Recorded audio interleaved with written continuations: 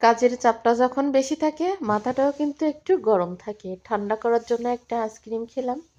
তো কি সুন্দর করে আমি একটা ভাজি রান্না করলাম। এটা কিসের ভাজি বলেন তো? কেউ কি দেখে বুঝতে পারেন? বা কেউ কি বোঝেন যে এই পেঁয়াজ মরিচ দিয়ে আমি কি ভাজি করব? আমি কিন্তু দেখেই বলতে পারি। কে কে বলতে পারেন বা কে কে বুঝতে পারছেন? ছোট করে একটু কমেন্ট করবেন। আপনারা তো চোখ দিয়ে দেখেন, হাত দিয়ে টেনে সরিয়ে দেন। কেউ জানলেও কমেন্ট করেন না, না জানলেও করেন না। সবাই হচ্ছে অপারক আর হচ্ছে অজানক। আমি শুধু মনে হয় জানি বা আমি পারি। তো আমি কিন্তু পেঁয়াজটা হালকা ভাজি দিছি। গেলো ভাজির পেঁয়াজ কিন্তু বেশি ভাজতে হয় না। হালকা ভাজি দিয়ে গিলু দিয়ে দিছি। এখানে কিন্তু অনেকখানি গিলু, ১ কেজির থেকে হালকা একটু রেখে দিছি আর পুরাটাই কিন্তু ভাজি করব। এই যে একটুখানি রেখে দিছি আর সব দিয়ে দিছি। দিয়ে সুন্দর করে এখানে কিন্তু হালকা একটু জিরা গুঁড়া দিছি, হালকা একটু শুকনা মরিচ দিছি।